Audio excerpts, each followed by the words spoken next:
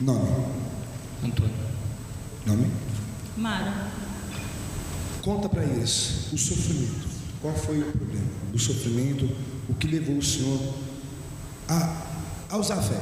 Desde criança, já de garotinho, o meu filho tinha problemas. Ele já era problemático. Na escola, na rua, em casa. E nós já éramos da igreja. E nós lutávamos na igreja, porque a gente sempre ouviu falar, e você também, que a gente tem que lutar pela família, tem que orar pela família. Com 14, 15 anos, rebelde, insuportável, já roubava, já brigava, já mentia.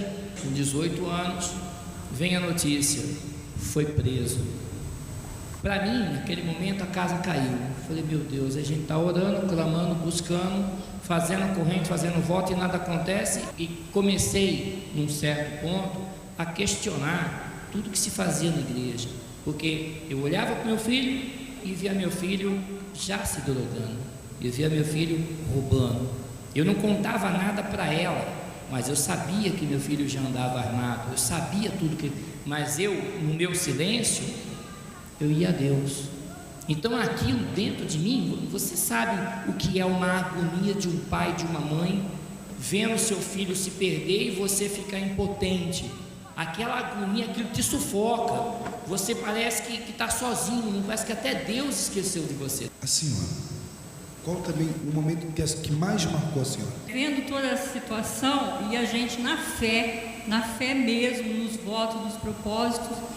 Então, só que aí eu falava assim para Deus: Deus, eu sei que tudo que a gente está fazendo não é em vão, não vai ser em vão. Os momentos mais angustiantes foram esses, foram o momento que ele estava preso, né? Depois foi preso, saiu, depois foi preso pela segunda vez. Então era um momento de muita tristeza, de muitas lágrimas. Mas eu falava para Deus: não é em vão tudo que a gente está fazendo. Depois de tudo isso, um dia de madrugada, um sábado para domingo, meu filho me liga dizendo assim: pai, eu preciso de ajuda. 3 horas da manhã, sábado para domingo, o domingo de manhã vai para a igreja. Não posso te ajudar. Não tenho carro, ele estava em Jundiaí. Não tenho carro para ir te buscar. O carro já veio para o altar. Salário não tem, porque foi para o altar. Falei, eu não posso fazer nada. Pô, mas vem cá, você está aí no viaduto, querendo pular? Você está no viaduto dizendo que você cheirou muito, que está muito louco e está querendo pular?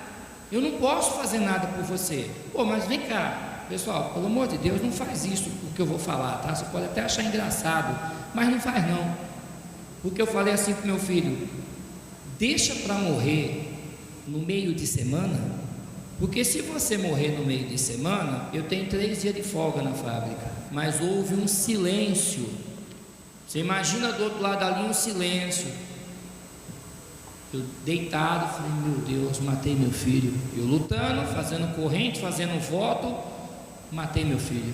O coração disparava. E a minha esposa do lado: está amarrado, Jesus vai abençoar, Jesus vai abençoar. Aquele 1 minuto de silêncio passou um filme terrível na minha cabeça. Aquele 1 minuto fez a gente refletir em tudo.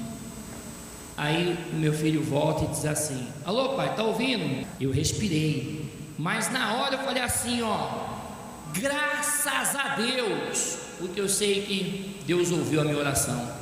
E hoje, como está o filho? Hoje meu filho está liberto. Está bem? Está bem, em nome de Deus, está na fé. Seu filho está onde?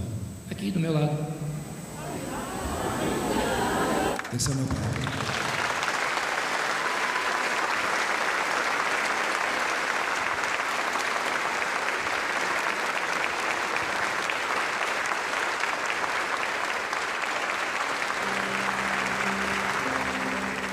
Graças a ele que eu fui salvo. Não a ele. Valeu a pena. Com certeza.